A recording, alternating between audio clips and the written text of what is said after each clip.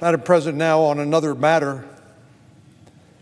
We know we're about 6 months out from the next election.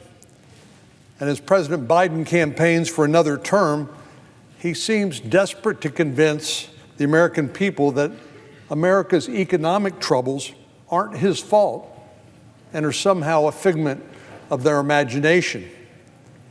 Last week, he said inflation was at 9% when I came in, and now it's down to 3%. This marked the second time in only a handful of days that the president made this claim, and it would be great if it were true. The fact is, under President Biden's economic policies, inflation has reached a 40-year high and is stubbornly resisting efforts by the Federal Reserve to bring it down. In reality, inflation was at only 1.4% when President Biden took office. And under his leadership, Washington Democrats went on a crazy spending spree that sent inflation skyrocketing to the highest in 40 years. I know we're all familiar with the Federal Reserve and its role to try to bring down inflation by making money tighter, and they do that by raising interest rates. But that's not without a cost. And the ability of hardworking Texas families and other Americans to buy a car, buy a house, obviously those have been negatively impacted. And if you went to the grocery store and filled up a basket of groceries the day that President Biden took office and then did it again recently, you'll see that your grocery prices went up 36%. Thanks to President Biden's policies. And mainly what that is, it's not about the Federal Reserve, it's about all the spending that our Democratic colleagues have done here, about $2.7 trillion of partisan spending bills, which are like gasoline on the inflation fire. Finally, as a result of tight money policies by the Federal Reserve, inflation has cooled somewhat, but prices remain unbearably high for most families, and inflation is still more than double what it was when President Biden took office. This may be the president's latest attempt to try to divert attention and misrepresent his record, but it certainly isn't the only one.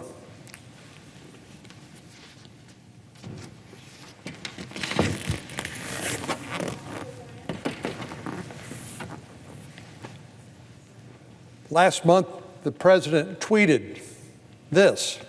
He said, Donald Trump was very proud of his $2 trillion tax cut that overwhelmingly benefited the wealthy and biggest corporations and exploded the federal debt. That tax cut is going to expire. If I'm reelected, it's going to stay expired. Well, forget for a minute that President Biden has misrepresented who benefited from the tax cut and bringing more foreign investment back to the United States by bringing our corporate and business tax rates in line with other democracies around the world. As a matter of fact, before COVID, the economy was about the best it's ever been in my adult lifetime, because the economy was roaring back in part because of the Tax Cuts and Jobs Act bill that we passed in 2017. First, this is an interesting time for the president to start paying attention to the national debt, something he's forgotten about entirely for the last 3.5 years. And on his watch, our national debt is now approaching $35 trillion. As I said, he and congressional Democrats spent nearly $2.7 trillion in less than 18 months on things like handouts for union bosses and money for something they called climate justice, whatever that is. But apparently tax relief for working families is where he draws the line. But the second issue that I can't ignore is this. Allowing the Tax Cuts and Jobs Act to expire would raise taxes on virtually everybody, including working families.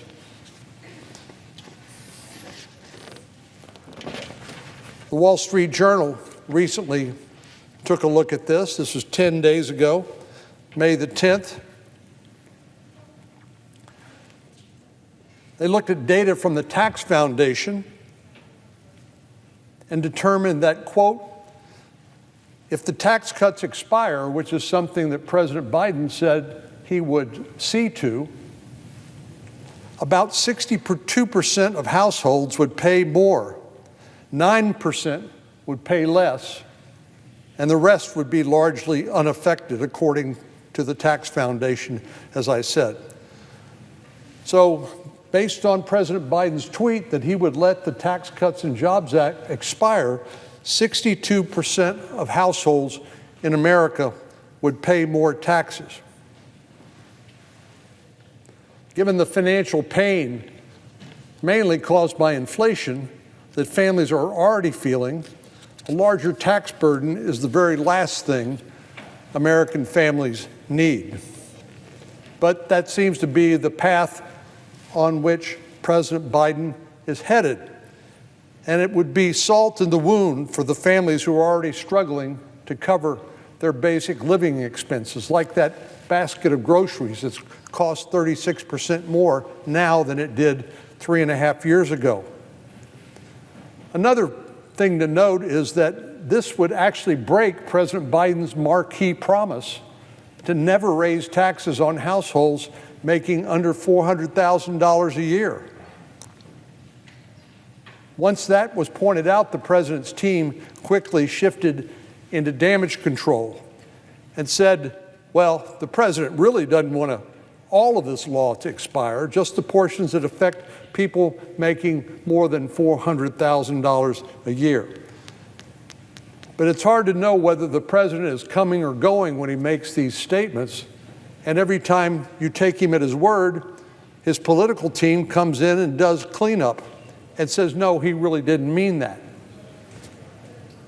But the president already made his statement in the clearest of possible terms.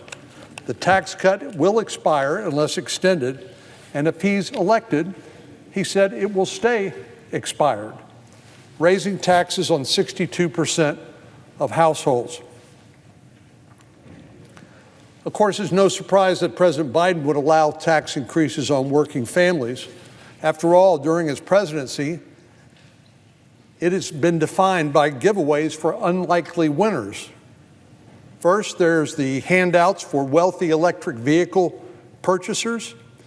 The horribly misnamed Inflation Reduction Act included massive handouts for some of the most expensive vehicles on the market, vehicles that many Americans cannot simply afford, yet they are being asked to subsidize rich people getting fancy new electric vehicles. Wealthy Americans earning hundreds of thousands of dollars a year can receive up to $7,500 in taxpayer assistance to buy an electric vehicle, including those made in China. Democrats passed this bill at a time when many people couldn't and still can't afford basic expenses. Democrats responded by forcing every person in America to subsidize expensive electric vehicles for well-to-do people. The initial estimate pegged the cost of these EV tax credits at just over $30 billion. $30 billion.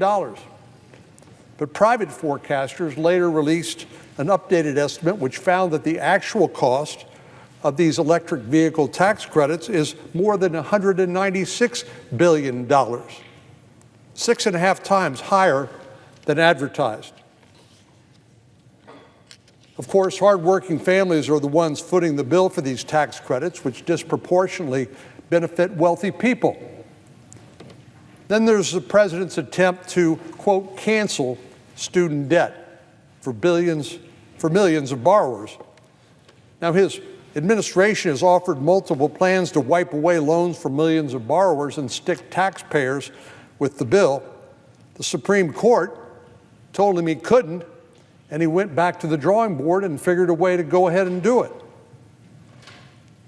To state the obvious, the vast majority of Americans don't benefit from that. 87% of Americans do not have outstanding student loan debt. So the 87% are going to pay for the 13% who do. Many people decided not to go to college, either because they couldn't afford it or because they pursued some other course of study. Many worked while pursuing a degree. Many paid off their loans after graduating, just as they agreed to do. Still, President Biden expects that every single person without college debt to shoulder the cost for someone else's degree.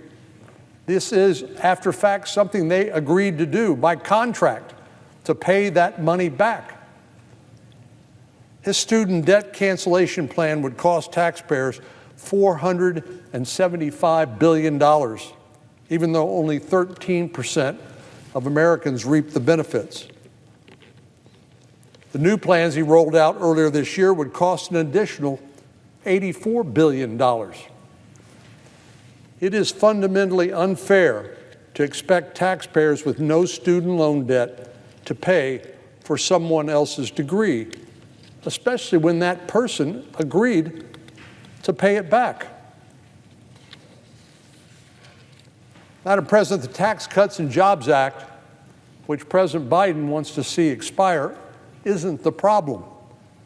This law puts money back in the pockets of hardworking Texans by allowing workers to keep more of what they earn. See, that's the problem here in Washington, D.C. So many bureaucrats and insiders think that the money that you earn is actually what you are allowed to keep by the government, because it's really all the government's, and the government just allows you to keep some of it. Well, they have it exactly backward.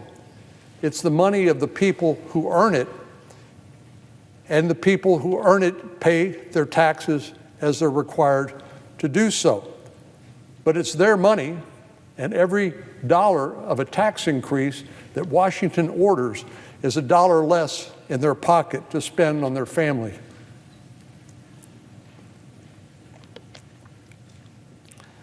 The Tax Cuts and Jobs Act gave tax relief to small businesses and job creators, unleashing a wave of economic growth.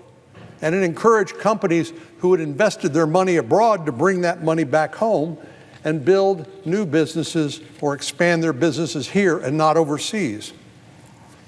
After this bill became law, unemployment decreased, wages increased, and communities across America experienced a wave of economic success. Unfortunately, the pandemic threw a wrench into our humming economy, and then President Biden came along with a sledgehammer, seemingly determined to destroy every economic gain we made under President Trump.